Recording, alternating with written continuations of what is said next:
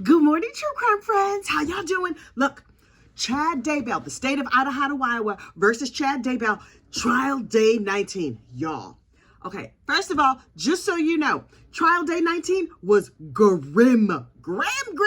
So they had all like the law enforcement people and the autopsy people, the medical examiner and stuff. It was very, very sad. So I'm gonna summarize it for you because we do not need to cover all that grimness this early in the morning.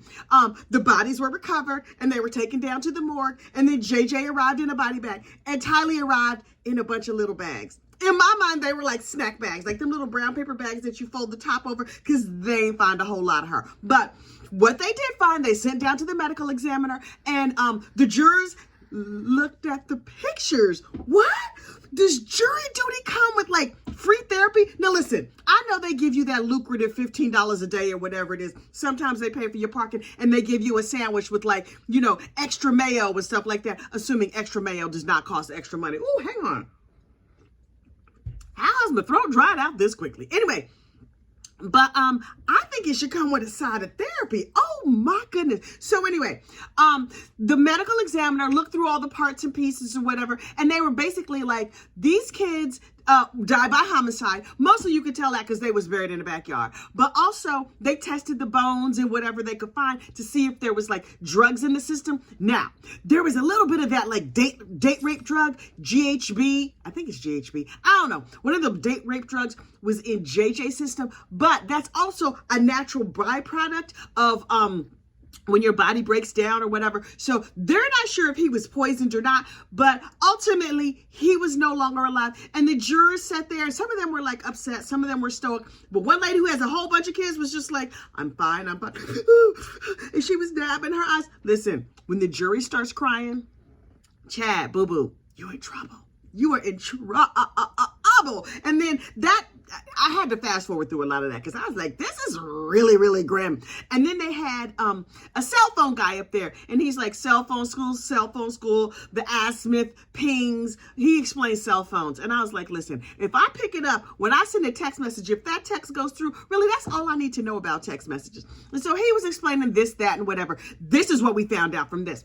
During the time that Alex Cox was pew-pewing Charles Vallow, Lori was like, oh, he's no longer on this mortal coil. Okay, boop, boop, boop, boop, boop. Hello, Chad. It's done. I did my spouse. When are you going to do your spouse? She was talking to Chad. Really? Okay, I guess the zombie is gone. Also, Zulema was all up in the text chain and all on the phone calls, and they were celebrating? Girl, I do not understand for the life of me how all these people got immunity. I mean, yes, they didn't have enough information or whatever to charge neither one of the Melodies or Zulema or any of these other culty type people. But I'm like, how do y'all live with yourselves? But okay, so after Charles was dead like a carp on the floor over there. Child, that's a throwback. Anyway, he dead like a carp on the floor. Lori was like, okay, let's go to Burger King. And so she over at the drive-thru at the Burger King. The most important question in all of this is what they order. You get one of them croissant sandwiches. Oh, I used to love me a croissant sandwich. Also, though, now that I'm a grown-up, I realize that that's the kind of food that'll kill you. But, I mean, they are... Listen, they had other ways of getting rid of people. They could eat all the croissant sandwiches they want. Hash browns, did you get the hash browns? Do they have those pull-apart cinnamon rolls? Is that Burger King? Delicious. I could just lick every finger. Anyway, so they had some food. Also, through this trial, we are learning what foods pair well with unfortunate unalivings. Because if you will recall, after, what's his name? Alex, the family assassin, after he got through, unfortunately, unaliving those childrens, he went to the drive-thru too. Wait, you're like, I spent the evening doing a lot of cardio. You know what that calls for? Taco John's. Because usually it's late or it's early in the morning. So you have to go to like a late night drive-thru place. So unaliving pairs well with drive-thrus. Do you get like the extra large soda, or will that keep you awake? But you've had all that cardio. Maybe you're going to go to sleep. I'm not sure how that works. I'm sure there's some sort of like metric that people go through. But personally, I hope to never find out, because all of that was terrible. And then we also found out that Alex's fingerprints were found on the remains or the bags or the tape or whatever of JJ. And I was just like, okay, so we know Alex was out here doing the wet work. He was doing the wet work for everybody. I'm pretty sure that Lori also helped. Honestly, I don't know that Chad was really hands-on. Now, if you will recall, Charles Manson was never really hands-on, but he did life in prison too. And Charles is as culpable as, not Charles, Chad Daybell is as culpable as Charles Manson, in my opinion. Not that you asked me, but you're here watching my channel, so I'm assuming you won't know what I think. But anyway, as far as I'm concerned, it does not even matter if Chad did the wet work. Chad was out here orchestrating it like, oh, the cosmos have told me, and I can see the thing, and whatever. And then people are unfortunately unalive. Chad, my man, Mr. Marshmallow, you are going down. And then they had this detective on, and the detective was like, cell phone, the ass Smith, the whatever. He was talking cell phone stuff, and I was like, okay. I could not be more bored. Thank goodness I was busy doing something else, because I was just like, this Mama Luke, I cannot. He was so boring. But then he also sounded a little bit robotic. He was just like, yes, the slide is loading. The slide is loading. Now listen, I was listening to it, not really watching it. I had to pick up my phone and look real close. I was like, is that a human? I did not realize you could call a robot to the stand. That is real high tech. But he was just like, please hold. Stand by. Who talks like that? He had to be an FBI dude, because in my mind, real human beings don't talk like that. But listen, if that's what it takes to catch the bad guys, sir, you and your little robot, he clearly got a little robot on his mama's side, because he was real weird.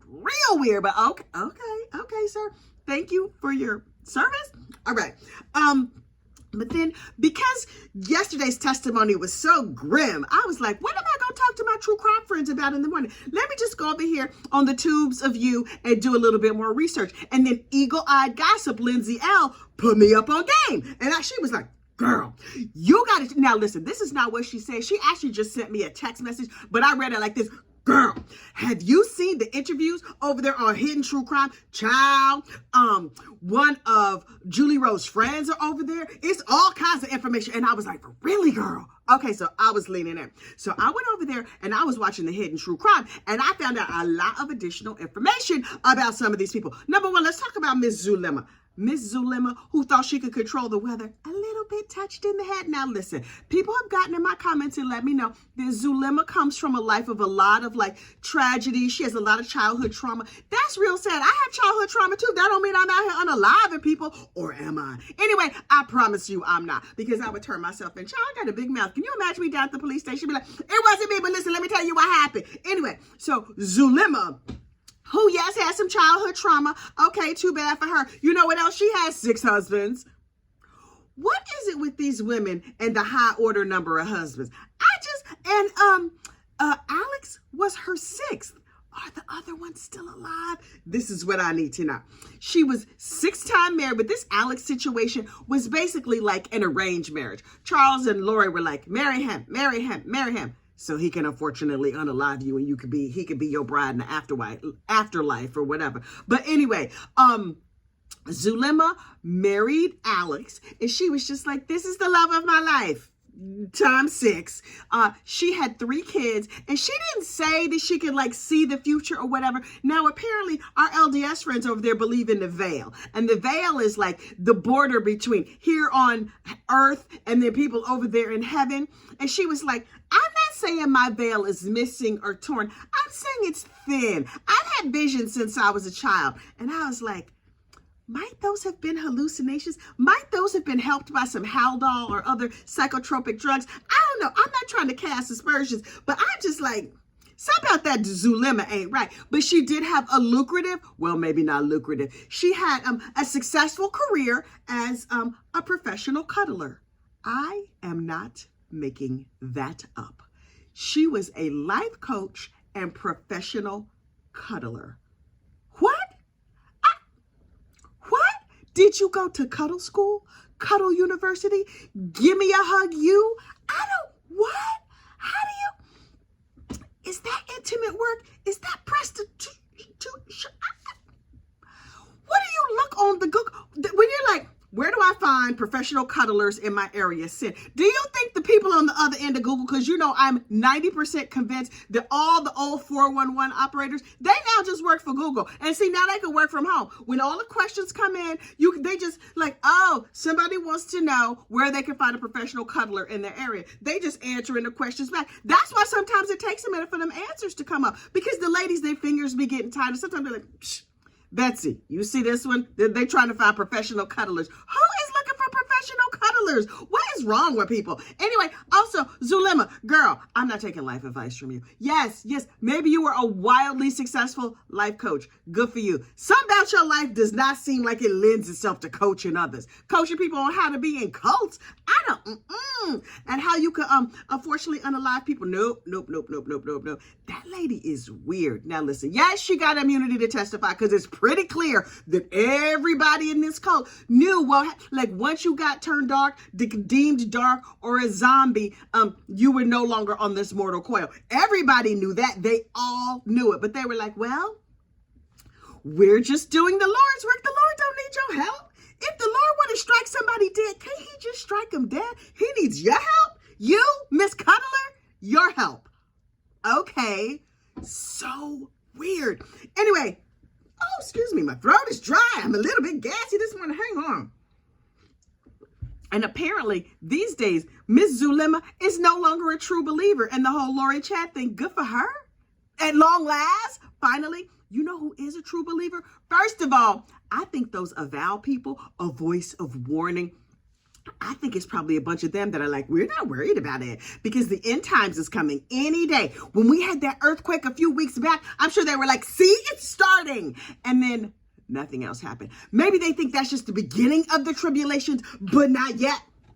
These people are weird. I mean, I'm not trying to cast aspersions on anybody's particular religion, but if your religion says it's okay for you to unfortunately unalive people, child, that's not a religion, you in a cult. I know, maybe this was the voice of warning that you needed. Get out of your cult.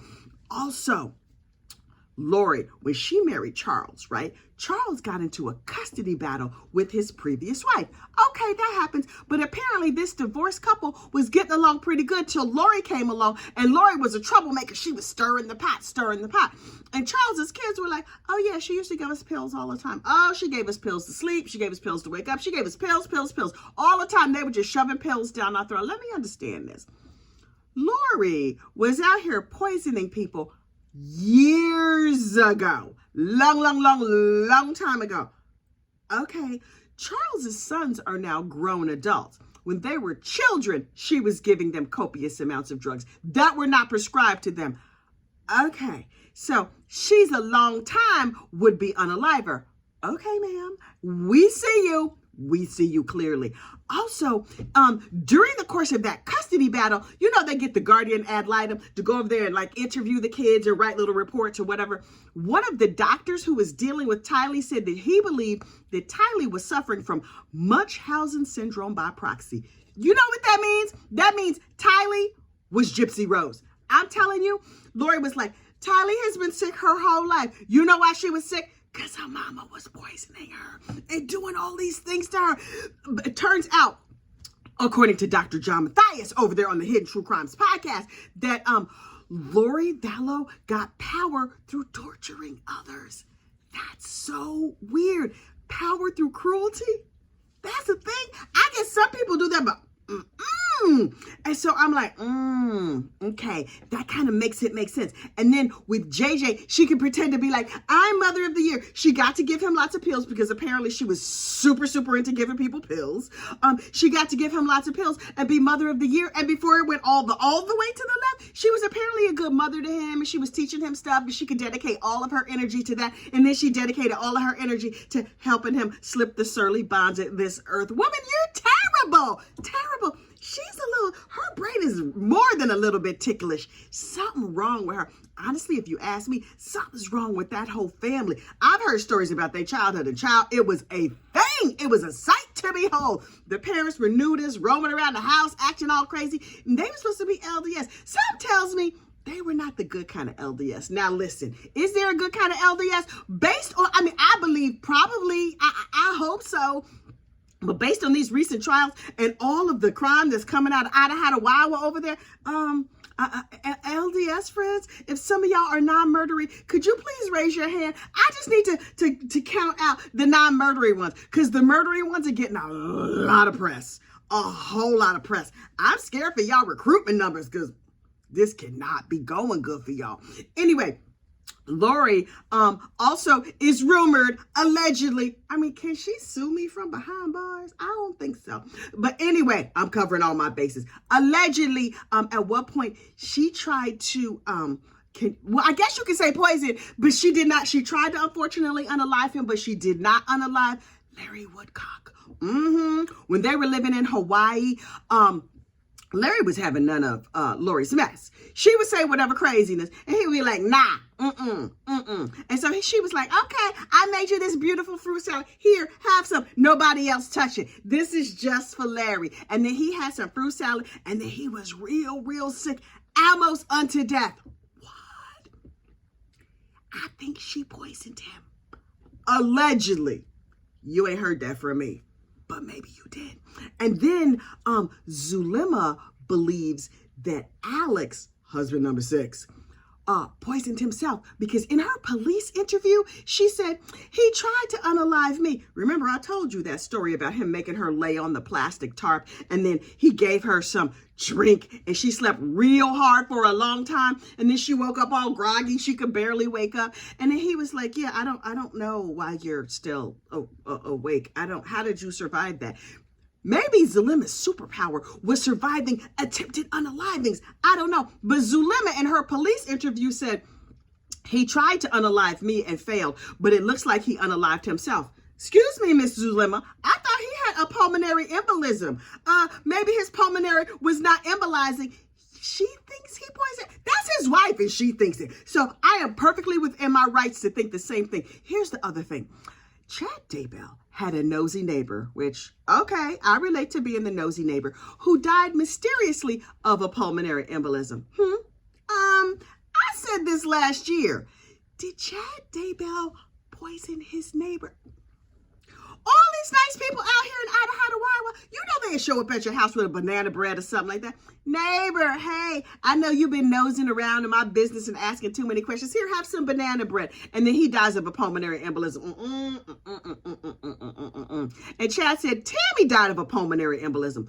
I need to know what medication or what substance you could add to whatever, your food, your drink, whatever, that's tasteless, odorless, and gives you a pulmonary embolism. I need to know exactly what that is so I can avoid it. If there are any Google operators on this channel, I'm sure there are, because there have to be millions, or otherwise how could Google get you them answers so fast?